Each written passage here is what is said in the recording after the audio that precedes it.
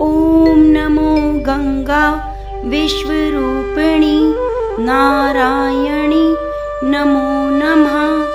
ओम नमः शिवाय। हर हर गंगे, जय जय गंगे। प्रेम से बोलिए उमापति शिव शंकर भगवान की जय, गंगा माता की जय। प्रिय भक्तजनों, हर वर्ष ज्येष्ठ मास के शुक्ल पक्ष की दशमी तिथि पर गंगा दशहरा का पर्व मनाया जाता है। गंगा दशहरा के दिन माता गंगा की पूजा करते हैं, स्नान दान करते हैं। माना जाता है इस दिन गंगा स्नान करने से व्यक्ति को अक्षय पुण्य की प्राप्ति होती है और साथ ही माँ गंगा का आशीर्वाद प्राप्त होता है। इस दिन सूर्य को अर्घ देने से व्यक्ति को आरोग्य की प्राप्ति होती है और गंगा स्नान करने से सभी तरह की पाप, रोग, दोष और विपत्तियों से मुक्ति मिल जाती है, मोक्ष की प्राप्ति होती है। आप सभी को गंगा दशहरा पर्व की हार्दिक शुभकामनाएं। आज की कथा में मैं आपको सुनाने जा रही हूँ गंगा दशहरा के दिन सुनी जाने वाली गंगा अवतरण की बड़ी ही दुर्लभ कथा। तो प्रिय भक्तजनों, आप इस मोक्षदायिनी कथा को बड़ी ही श्रद्धा पूर्वक प्रसन्नचित मन से पूरा अवश्य सुनिए। हर हर गंगे, जय श्री गणेश। पौराणिक कथा सुनने से पहले जो भी भक्तजन भोलेनाथ को सच्चे हृदय से मानते हैं, कमेंट बॉक्स में ओम नमः शिवाय हर हर गंगे जरूर लिखिए। मैं भगवान भोलेनाथ माता गंगा से प्रार्थना करती हूँ, जो भी मनुष्य इस कथा को सुन रहा है उसके घर में सुख समृद्धि बनाए रखना, सभी पापों को नष्ट करना। जय हो गंगा मैया। सूर्यवंश में बाहु नाम के एक राजा हुए। वे बड़े ही धर्मपरायण राजा थे।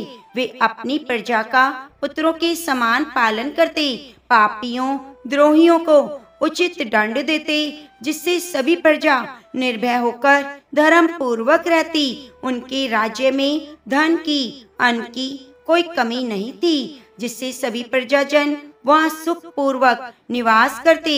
एक समय राजा बाहु के मन में अहंकार उत्पन्न हो गया। वे सोचने लगे, पूरी पृथ्वी पर मेरे जैसा कोई राजा नहीं। मेरे राज्य में हर और सुख शांति है। मैंने अपने शत्रुओं को जीत लिया है। मुझे समस्त वेद और शास्त्र का ज्ञान है। इस संसार में मुझसे बढ़कर दूसरा कौन है। अब मनुष्य स्वयं को सबसे अच्छा मानने लगता है तो उसे दूसरों में दोष दिखाई देने लगता है। जो दूसरों में दोष देखते हैं उनकी वाणी भी दूसरों के प्रति कठोर हो जाती है। जिसका मन सदा दूसरों में दोष देखने पर लगा रहता है, जो सदा कठोर भाषण किए रहता है, उनके प्रियजन, पुत्र, भाई, बंधु भी शत्रु बन जाते हैं। इसलिए जो मनुष्य संतान, मित्र, ग्रह, धन धान्य आदि सभी की हानि देखना चाहता है, उसे इसी काम को करना चाहिए। इस प्रकार अहंकार के बढ़ जाने के कारण राजा बाहु अत्यधिक उद्दंड हो गए और परिणाम स्वरूप उनकी बहुत सारे शत्रु बन गए। हे और ताल जंग कुल के शत्रुओं से उनकी प्रलय शत्रुता हो गई और उनके साथ राजा बाहु का घोर युद्ध छिड़ गया। युद्ध में राजा बाहु परास्त हुए और दुखी होकर अपनी दोनों पत्नियों के साथ वन में चले गए। वहीं समय व्यतीत करने लगे।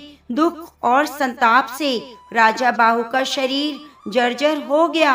कुछ समय बाद वन में ही उन्होंने प्राण त्याग दिए। उस समय उनकी छोटी पत्नी गर्भवती थी। पति के गुजर जाने से उन्हें बहुत दुख हुआ। उन्होंने पति के साथ ही चिता में जलने का निश्चय कर लिया। उस जगह से कुछ ही दूरी पर और मुनि नाम का आश्रम था और मुनि परम तेजस्वी पुरुष थे। उन्हें तीनों कालों का ज्ञान था। जब उन्होंने राजा बाहु की उस पतिव्रता छोटी रानी को सती होते हुए देखा तो उनको मना करते हुए कहा, हे देवी, तेरे गर्भ में शत्रुओं का नाश करने वाला चक्रवर्ती बालक है, इसीलिए तुम चिता पर चढ़ने का साहस मत करो। वैसे भी शास्त्रों में गर्भवती स्त्री के सती होने का निषेध बताया गया है। यदि तुम अपनी इच्छा से सती होना चाहती हो तो तुम्हें अपने गर्भ में पल रहे शिशु की हत्या करने का अधिकार नहीं, अतः तुम्हें यह पाप नहीं करना चाहिए। मुनि की इस प्रकार कहने पर रानी उनकी बात मान गई। फिर दोनों रानियों ने मिलकर पति का विधि पूर्वक अंतिम संस्कार किया और ऋषि के कहने पर उन्हीं के आश्रम में रहने चली गई। मुनि के आश्रम में रहकर दोनों रानियां महर्षि की सेवा सत्कार में अपना समय बिताने लगी, पर छोटी रानी अपने पूर्व के संस्कारों के कारण धर्म कर्म में विशेष रुचि लेती और मुनि के सुंदर प्रवचनों को अपने हृदय में धारण करके हमेशा परमेश्वर के ध्यान और भजन में लीन रहा करती थी, जिससे बड़ी रानी के मन में उनके प्रति ईर्ष्या होने लगी। एक दिन बड़ी रानी ने छोटी रानी को भोजन में जहर मिलाकर दे दिया, पर ईश्वर की कृपा से छोटी रानी पर जहर का प्रभाव नहीं पड़ा और न ही गर्भ में पल रहे शिशु पर कोई प्रभाव पड़ा। समय आने पर छोटी रानी ने एक पुत्र को जन्म दिया। मुनि ने विष के साथ उत्पन्न हुए उस बालक का नाम सगर रख दिया। माता ने बालक सगर का बड़े प्रेम पूर्वक पालन पोषण किया। जब बालक सगर कुछ बड़ा हुआ तो मुनि ने उनका यज्ञोपवीत संस्कार किया और शास्त्रों का अध्ययन कराया, साथ ही अस्त्र शस्त्र की शिक्षा दी। मुनि से शिक्षा पाकर बालक सगर बलवान, बुद्धिमान, धर्मात्मा हो गए। एक दिन सगर ने अपनी माता से पिता के बारे में जानना चाहा। तब माता ने सारा वृतांत कह सुनाया कि किस प्रकार सगर के पिता शत्रुओं से हार कर वन में आए और यहाँ और मुनियों के आश्रम में सगर का जन्म हुआ। सारी कथा को जानकर सगर को बहुत क्रोध आया और उन्होंने माता के सामने प्रतिज्ञा की कि वह अपने पिता के शत्रुओं का नाश करेगा और अपना खोया हुआ राज्य वापस लेगा। तब माता से आज्ञा लेकर सगर और मुनि के पास पहुँचे। उनका आशीर्वाद लेकर वहां से प्रस्थान किया और अपने कुलगुरु महर्षि वशिष्ठ के पास पहुँचे। कुलगुरु वशिष्ठ से मिलकर उन्हें प्रणाम करके सगर ने उन्हें सब समाचार सुनाया।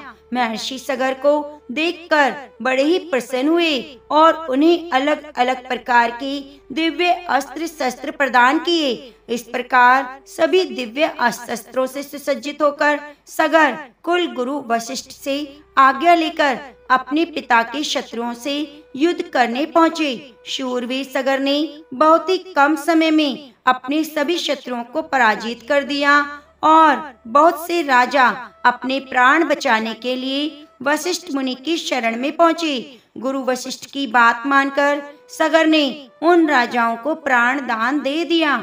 यह देखकर वशिष्ठ मुनि सगर पर बहुत प्रसन्न हुए और अन्य तपस्वी मुनियों को साथ लेकर सगर का राज्य अभिषेक किया। इसके बाद राजा सगर और मुनि के आश्रम पर गए और उनकी आज्ञा लेकर अपनी दोनों माताओं को अपने साथ राजमहल में ले आए और सुख पूर्वक रहने लगे। अयोध्या के राजा सगर की 2 पत्नियां थी। उन्होंने 2 विवाह किए। पहली का नाम केशनी, दूसरी का नाम सुमति था। भृगु ऋषि के वरदान से केशनी के पुत्र हुआ जिसका नाम असमंजस था, जबकि सुमति के गर्भ से 60,000 बलशाली पुत्रों का जन्म हुआ। एक बार गोलोक तीर्थ में राजा सगर ने अश्वमेध यज्ञ का आयोजन किया। राजा इंद्र ने सोचा यदि राजा सगर ने अश्वमेध यज्ञ कर लिया तो शायद वे इंद्र आसन पर कब्जा कर सकते हैं। इसीलिए इंद्रदेव ने राजा के अश्व को चुरा लिया और अश्व की खोज में राजा सगर ने अपने 60,000 पुत्रों को भेजा। इन पुत्रों ने 60 योजन भूमि खोद डाली, जिससे सागर और समुद्र की उत्पत्ति हुई। पृथ्वी को खोदने के क्रम में सगर के 60,000 पुत्रों ने अश्वमेध यज्ञ के घोड़े को पाताल में देखा। वह घोड़ा भगवान विष्णु के अवतार कपिल मुनि के आश्रम में घास चर रहा था। इंद्र ने उस घोड़े को चुराकर वहीं छुपा रखा था। सगर के पुत्रों ने कपिल मुनि के साथ अभद्र व्यवहार किया। ध्यानस्थ मुनि ने अपनी आंखें खोली और सगर के पुत्रों को अपनी हुंकार से भस्म कर दिया। इधर समय व्यतीत होने लगा। जब राजा सगर के 60,000 पुत्र वापस नहीं आए तो राजा सगर ने अपने 60,000 पुत्रों की खोज में अपने पौत्र अंशुमान को भेजा। अंशुमान ने जब अपने चाचा की राख देखी तो वे द्रवित हो गए। ब्रह्मा ने अंशुमान से कहा, देवी गंगा को आकाश से पृथ्वी पर उतारने का यत्न करो, वही सगर के 60,000 पुत्रों को मुक्ति प्रदान करेगी। राजा अंशुमान गंगा को आकाश से पृथ्वी पर लाने के लिए तपस्या कर सके, परंतु वह सफल नहीं रहे। उनके पुत्र राजा दिलीप ने भी प्रयास किया, लेकिन वे भी असफल रहे। तब राजा दिलीप के पुत्र राजा भगीरथ ने पृथ्वी पर गंगा को उतारने के लिए बड़ी कठोर तपस्या की। राजा भगीरथ की तपस्या से प्रसन्न होकर ब्रह्मा जी ने गंगा को पृथ्वी पर उतारने की अनुमति दे दी, लेकिन गंगा ने कहा, आकाश से पृथ्वी पर उतरने के क्रम में उनकी प्रभा को संभाल पाना असंभव होगा। वह कार्य भगवान शिव के बिना संभव नहीं। राजा भगीरथ ने भगवान शिव को भी अपनी कठोर तपस्या से प्रसन्न किया। तब भगवान शिव ने गंगा को अपनी जटाओं में उतारने का निर्णय कर लिया। तब गंगा आकाश से शिव की जटाओं में उतरने लगी तो उनके दर्प को देखकर शिव ने उन्हें अपनी जटाओं में कैद कर लिया। राजा भगीरथ के द्वारा भगवान शिव की एक बार फिर पूजा करने के बाद भगवान शिव ने गंगा को बिंदु सरोवर के पास अपनी जटाओं से निकाल दिया। बिंदु सरोवर से गंगा की 7 धाराएं निकली। गंगा की जो 3 धाराएं पूर्व की ओर निकली, उनका नाम जानवी, पावनी, नलिनी पड़ा। नलिनी नदी को आज हम ब्रह्मपुत्र नदी के रूप में जानते हैं। पश्चिम दिशा की ओर गंगा की जो अन्य धाराएं निकली, जिनका नाम सुचि, सीता, सिंधु पड़ा। दक्षिण दिशा की ओर स्वयं गंगा राजा भगीरथ के पीछे चली। मार्ग में गंगा की प्रभा को देखकर तपस्वी महामुनि क्रोधित हो गए, क्योंकि वे तपस्या कर रहे थे। गंगा के प्रभाव से उनकी तपस्या में विघ्न आ रहा था, तो उन्होंने गंगा को पी लिया। राजा भगीरथ के अनुरोध करने पर महामुनि जनों का क्रोध शांत हुआ। उन्होंने गंगा को अपने कानों के छिद्र के रास्ते प्रवाहित कर दिया। इसी वजह से गंगा का नाम जानवी पड़ा। राजा भगीरथ के पीछे पीछे गंगा समुद्र तक आई। इसके बाद पाताल में प्रवेश कर गई। पाताल में राजा सगर के 60,000 पुत्रों की राख को गंगा ने स्पर्श किया। उन सभी पुत्रों को स्वर्ग लोक की प्राप्ति हुई। इसीलिए राजा भगीरथ के नाम पर गंगा का नाम भगीरथी पड़ा। पृथ्वी पर अवतरण के बाद ब्रह्मा जी ने वरदान दिया, जो भी गंगा के जल से स्नान करेगा उसे जन्म मृत्यु के चक्र से मुक्ति मिल जाएगी। जो भी इस गंगा अवतरण के दिन गंगा माता की कथा को सुनेगा, गंगा जी में डुबकी लगाएगा, उसके 10 पाप स्वयं ही नष्ट हो जाएंगे। घर में सुख समृद्धि का आवास होगा। भगवान भोलेनाथ की कृपा सदैव बनी रहेगी। तो प्रेम से बोलिए, हर हर गंगे, जय जय गंगे। हे माता गंगा, जैसे आपने भगीरथ के कार्य को सिद्ध किया, उनके पूर्वजों को मुक्ति दिलाई, वैसे ही इस कथा कहानी को सुनने वाले, कहने वाले, हुंकारा भरने वाले सभी भक्तों पर अपनी कृपा बनाए रखना। तो जय जय गंगे। गंगा जी को विष्णुपदी और भागीरथी क्यों कहते हैं? गंगा जी और सरस्वती का विवाद क्यों हुआ? बार नारद जी ने पूछा कि हरि के चरण कमलों में प्रकट हुई गंगा किस प्रकार ब्रह्मा जी के कमंडल में रही। गंगा भगवान की प्रेयसी भी रही। यह सारी बातें कैसे हुई? तो लक्ष्मी नारायण जी ने कहा, नारद, प्राचीन समय की बात है। जल में गंगा गोलोक में विराजमान थी। राधा और कृष्ण के अंगों से प्रकट हुई यह गंगा उनका अंश और साक्षात उन्हीं का स्वरूप है। एक बार जल में गंगा अधिष्ठात्री देवी अत्यंत सुंदर रूप धारण करके भूमंडल पर पधारी। तब वह गंगा कुछ लज्जा भाव से भगवान श्री कृष्ण के पास विराजमान हो गई। तो इतने में असंख्य गोपियों के साथ राधा जी भी वहां पर आ गई। राधा जी को आता देखकर कृष्ण भगवान उठकर खड़े हो गए और हंसकर आश्चर्य भाव से मधुर वचनों में बातचीत करने लगे। तो गंगा ने भी खड़े होकर राधा की स्तुति की। तो राधा कहने लगी, प्राणेश, आपके पावन मुख कमल को निहारने वाली यह कल्याणी कौन है? इसके मन में मिलने की इच्छा है। आपके मनोहर रूप ने इसे अचेत कर दिया है। इसके सब अंग पुलकित हो रहे हैं। राधा ने साध्वी गंगा से कुछ भी कहना चाहा। गंगा योग में प्रवीण थी। गंगा को योग से राधा का मनोभाव ज्ञात हो गया था। तो वह बीच सभा में अंतर्ध्यान हो गई और जल में प्रविष्ट हो गई। तब सिद्ध योगिनी राधा ने भी अपने योग से इस रहस्य को जानकर जल स्वरूपनी गंगा को अंजलि से उठाकर पीना शुरू कर दिया। तो गंगा भगवान कृष्ण की शरण में जाकर लीन हो गई। तो राधा ने गंगा को गोलोक में, बैकुंठ लोक, ब्रह्मलोक सभी जगह पर ढूंढा, पर कहीं भी गंगा नहीं मिली। तो फिर विष्णु, शंकर, धर्म, इंद्र, सूर्य, देवता और मुनिगण सभी गोलोक में आए। भगवान श्री कृष्ण को उपस्थित सभी देवताओं को प्रणाम करके उनका स्वागत किया।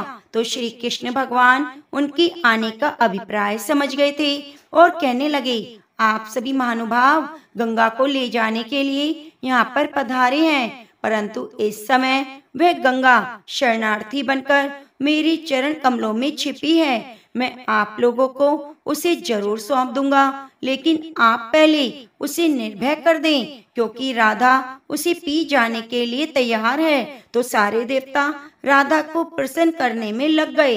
भक्ति के कारण अत्यंत विनीत होकर ब्रह्मा जी ने अपनी चारों मुखों से राधा की स्तुति की। पितामह की इस प्रकार प्रार्थना पर राधा जी हंस पड़ी। उन्होंने गंगा की सभी बातों को स्वीकार कर लिया और तभी गंगा श्री कृष्ण जी के पैर के अंगूठे के नाखून से निकलकर विराजमान हो गई। पितामह ब्रह्मा जी ने गंगा के उस स्वरूप को अपने कमंडल में रख लिया और भगवान शंकर ने उस गंगा जल को अपने मस्तक पर स्थान दिया। उसके बाद पितामह ब्रह्मा जी ने गंगा को राधा मंत्र की दीक्षा दी। फिर गंगा ने सभी उचित नियमों से राधा की पूजा करके बैकुंठ के लिए प्रस्थान किया। जब गंगा बैकुंठ चली गई तो पितामह ब्रह्मा जी भी बैकुंठ पहुँचे। प्रभु श्री हरि को प्रणाम करके कहने लगे कि भगवान श्री राधा और श्री कृष्ण के अंग से प्रकट हुई ब्रह्मतुल्य स्वरूपिणी गंगा इस समय एक देवी के रूप में सुशोभित है। प्रभु आपसे मेरी प्रार्थना है कि आप सुरेश्वरी गंगा को अपनी पत्नी बना लीजिए। सभी पुरुष प्रकृति से उत्पन्न हुए हैं और स्त्रियां भी उनकी कला हैं। यह कहकर पितामह ब्रह्मा जी ने गंगा को भगवान श्री हरि विष्णु के पास बिठा दिया और फिर स्वयं श्री हरि ने विवाह के नियम अनुसार गंगा को ग्रहण कर लिया। उसकी प्रियतम पति बन गए। जो गंगा पृथ्वी पर पधार चुकी थी वह भी समय के अनुसार अपने उस स्थान पर पुनः आ गई। भगवान के चरण कमलों से प्रकट होने के कारण गंगा जी को विष्णुपदी नाम से प्रसिद्ध हुई। तब से माँ गंगा को विष्णुपदी के नाम से जाना जाता है। अब आप जानेंगे गंगा और सरस्वती माता में क्यों विवाद हुआ।